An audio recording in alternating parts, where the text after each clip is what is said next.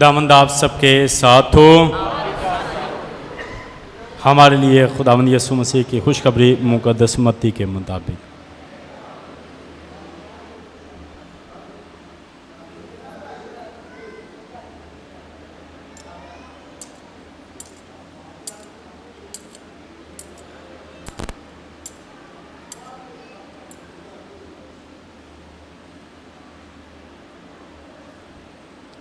ایک دن یسوع نے اپنے شاگردوں سے کہا، میں زمین پر آگ بھڑکانے آیا ہوں، تو میں اور کیا چاہتا ہوں مگر یہ کہ وہ جل پڑے، اور مجھے ایک استباغ سے مستبغ ہونا ہے، تو میں کیسا تنگ ہوں جب تک کہ وہ ہو نہ لے۔ کیا تم گمان کرتے ہو کہ میں زمین پر صلح کرانے آیا ہوں؟ میں تم سے کہتا ہوں نہیں، بلکہ جدائی کرانی، کیونکہ اب سے ایک گھر کے 5 آپس میں مخالفت رکھیں گے، 3 سے 2 اور 2 سے 3 مخالفت رکھیں گے، باپ بیٹے سے اور بیٹا باپ سے، ماں بیٹی سے اور بیٹی ماں سے، ساس بہو سے اور بہو ساس سے۔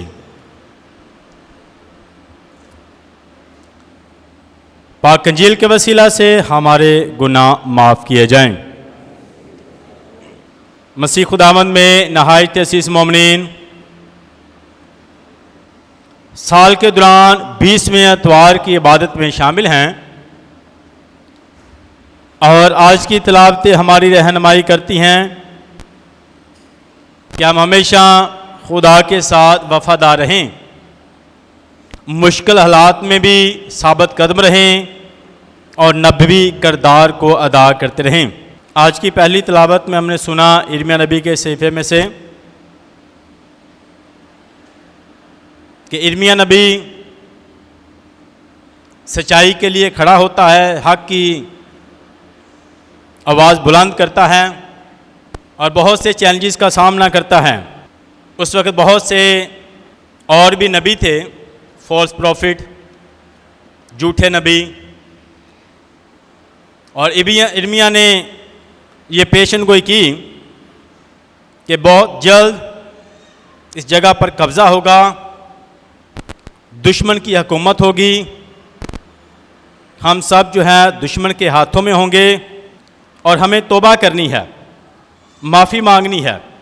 اگر ہم توبہ نہیں کریں گے، معافی نہیں مانگیں گے، تو بہت جلد ہم دشمن کے ہاتھوں میں ہوں گے اور دشمن کا قبضہ ہوگا۔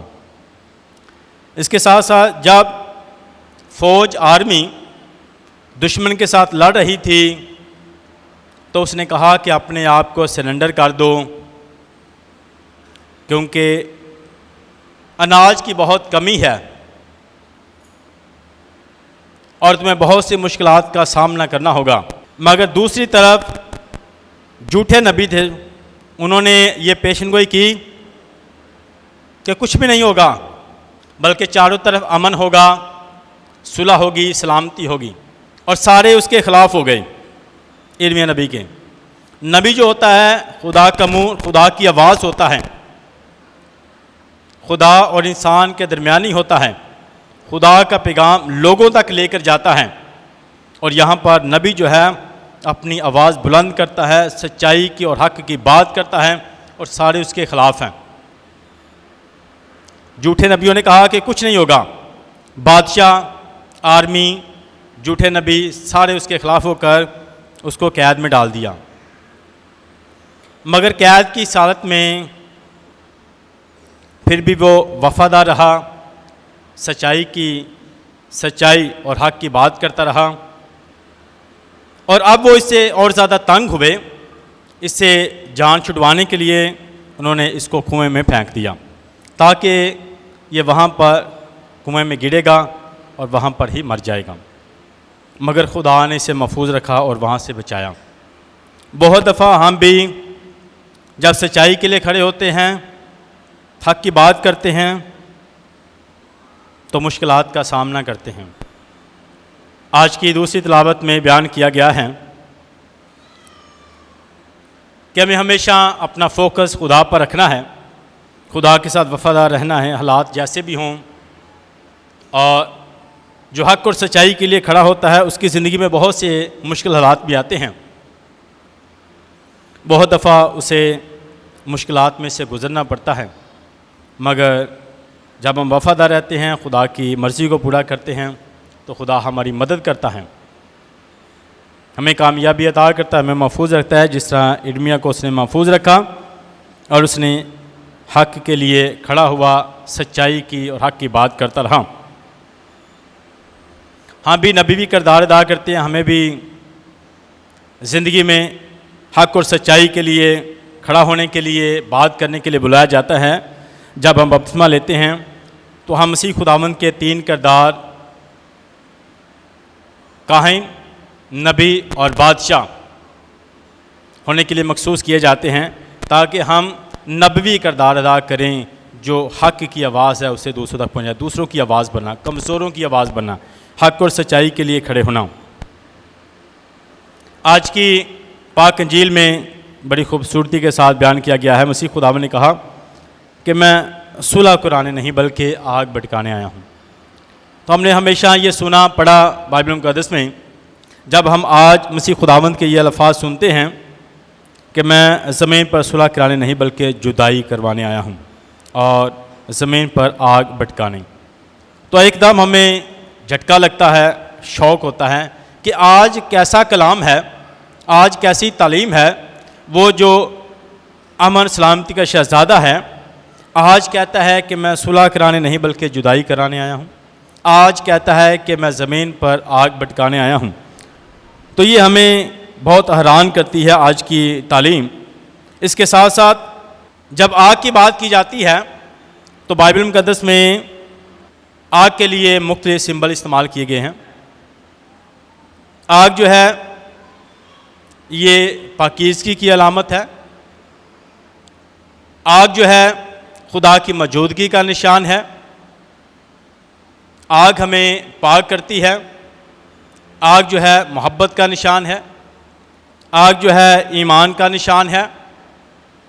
اور اس کے ساتھ ساتھ یوحنا اصطباغی نے کہا کہ جو میرے بعد آئے گا تمہیں آگ اور روح القدس سے بپتسمہ دے گا۔ اس کے ساتھ جب موسیٰ خدا کے ساتھ ملاقات کرتا ہے جلتی ہوئی جھاڑی میں، تو جلتی ہوئی جھاڑی میں سے آواز آتی ہے کہ موسیٰ اپنے جوتے اتار کیونکہ یہ جگہ پاک ہے، اور انہیں فرعون کے پاس اسے بھیجتا ہے تاکہ وہ بنی اسرائیل قوم کی رہنمائی کر سکیں۔ موسیٰ خدا کے ساتھ ہم کلام ہوتا ہے، خدا کی آواز سنتا ہے، اس جلتی ہوئی جھاڑی میں سے، اس جھاڑی کو آگ لگی ہوئی ہے مگر وہ جلتی نہیں، ختم نہیں ہوتی، کیونکہ وہاں پر خدا کی حضوری ہے، وہاں پر خدا کی موجودگی ہے، اور جہاں پر خدا کی موجودگی ہوتی ہے وہاں پر خدا کی برکت ہوتی ہے، خدا کا فضل ہوتا ہے۔ اور وہاں سے موسیٰ رہنمائی پاتا ہے جلتی ہوئی جھاڑی میں سے، اس جھاڑی سے جس میں آگ لگی ہوئی ہے۔ اس کے ساتھ ساتھ خدا بنی اسرائیل قوم کی بیابان میں رہنمائی کرتا ہے، دن کے وقت بادل کے ستون کی صورت میں ان پر سایہ کرتا ہے، اور رات کے وقت، رات کے اندھیرے میں آگ کے ستون میں ان کی رہنمائی کرتا ہے۔ اور حکمت کتاب میں کہ خدا نے انہیں آزمایا اور اپنے لائق پایا، آگ کی طرح بٹھی میں انہیں تایا، اور وہ ایمان میں پورے نکلے، ایمان میں وفادار نکلے۔ آگ ہمیں پاک کرتی ہے۔ تو یسوع کون سی آگ بھڑکانے آئے ہیں؟ یسوع کون سی آگ بھڑکانے آئے ہیں؟ یسوع محبت کی آگ کو بھڑکانے آئے ہیں۔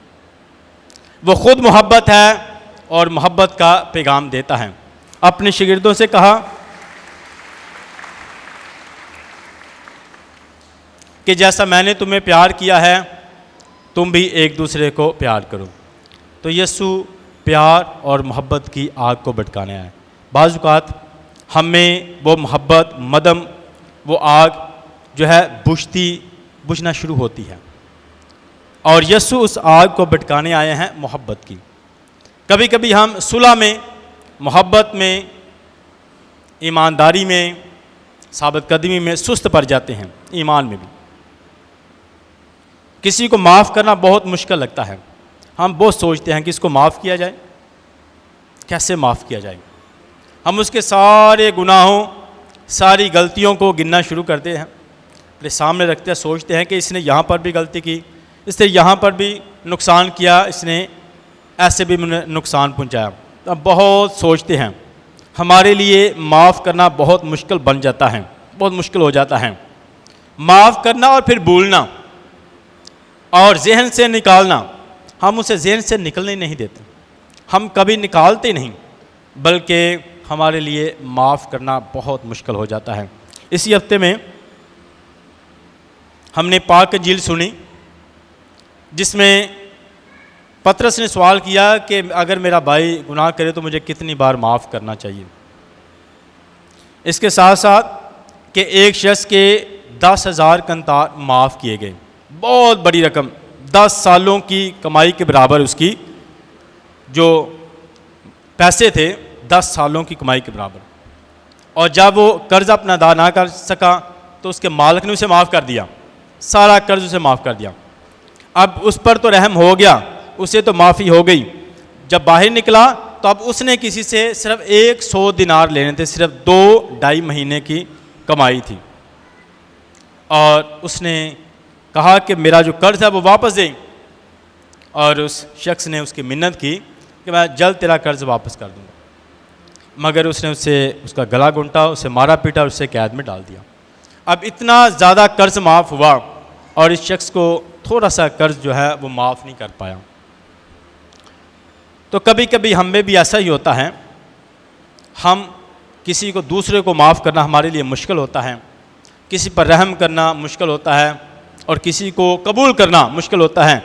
تو اسی لیے یسوع مسیح نے کہا کہ میں زمین پر آگ بھڑکانے، محبت کی، معافی کی، ہمدردی کی، قبولیت کی، جہاں پر آپ ایک دوسرے کو قبول کرنے میں سستی کر رہے ہیں، ایک دوسرے کو پیار کرنے میں جو ہے وہ سست پڑ چکے ہیں، آپ اس محبت کو، آگ کی محبت کو بھڑکانا ہے، تاکہ آپ جس طرح میں نے تمہیں پیار کیا ہے تم بھی ایک دوسرے کو پیار کر سکو، اور یہ محبت کی آگ تمہاری زندگیوں میں جلتی رہے، یہ کبھی بجھنے نہ پائے، بلکہ جس طرح مسیح خداوند نے کہا کہ اپنے دیوں کو روشن رکھیں، اپنے اندر وہ محبت کی آگ کو جلتے رہنے دیں، کبھی بجھ نہ دیں۔ یہ کیسے آگ جلتی رہے گی؟ جب ہم خدا کا کلام سنیں گے، یسوع کا پاک بدن لیں گے، اس کے حضور میں آئیں گے، تو یہ یسوع کی آگ میرے اندر رہے گی۔